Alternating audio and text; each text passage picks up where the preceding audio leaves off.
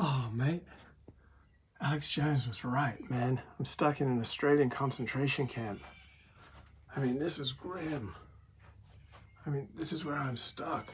They really do have concentration camps for people here in Australia.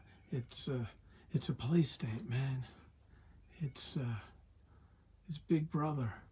Look, this is all I've got, man. This is all I've got. I'm stuck here. Right? It's a police state. The restrictions have gone too far, bro. Oh man. Let me find a little cubby hole here. I gotta keep my voice down in case Big Brother gets to me. So, thinking about working your program. So, this is a good time to meditate on philosophical issues. I'm stuck in a concentration camp. So, you can believe in God, but you can still eat too much. You can still debt too much. You can still spend too much. You can still drink too much. You can still do too many drugs. Right? So, theoretical or religious belief in God, it may not cut it. You may have an addiction or a compulsion, or you may be continually doing things that you wish you didn't do. And believing in God or just practicing your religion as you've been doing it, it's not going to be enough. It's not going to provide you with enough power to overcome these compulsions and addictions. So it's not just belief in God. I think we need a new relationship with God. We need a new way of connecting with a power greater than ourselves, and just going through the motions and doing the same old thing may not cut it. So we need to take things to a whole new level. Right? If you're believing in God but patronizing prostitutes or looking at pornography online or stealing from your employer, then you need a whole new relationship with God. And I think that begins with a whole new relationship with other people. And so humility means recognizing what you can learn from other people, living in reality. Compliance with God's will, I think, starts with compliance with people who are in proper authority over you, whether it's health officials or an employer, or people who are more senior in your community, or parents. We all are accountable to other people, right? None of us are running the show the whole time. We're always in positions where other people will have precedence over us. And so I think complying with God begins with complying with other people. And working your program. So in 12 steps, it usually means going to meetings, or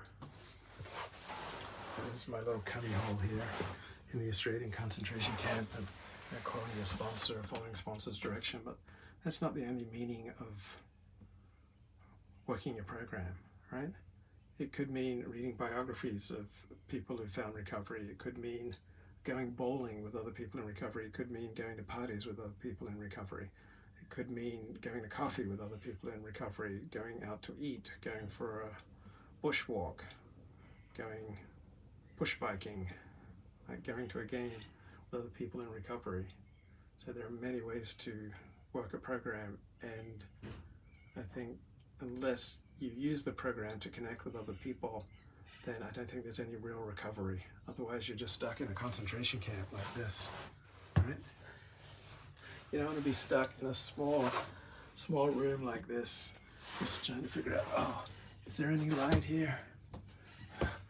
Can I find my way out? There.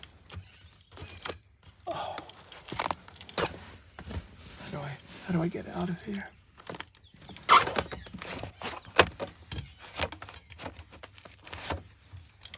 Oh man. Oh. Finally. Okay, there's a way out. Okay. All right. I'm not stuck in this camp alone. There's a way out. So yeah, I think there are many ways of working the program. There are podcasts, there are YouTube videos. I've got some protein bars here. I got my supplements. So yeah, Maybe a police state, but hey, it's mine. So,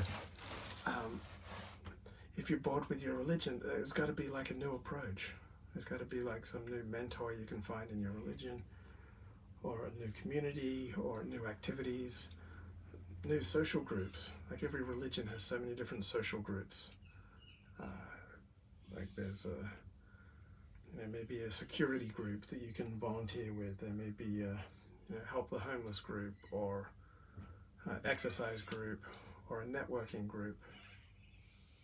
So working your program doesn't have to be dull and predictable and just doing the same old thing.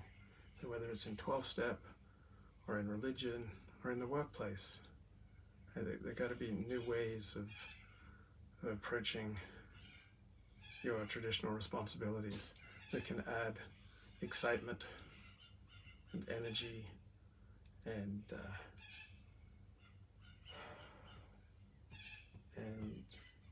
just new levels of interest, something that will compel you to go forward.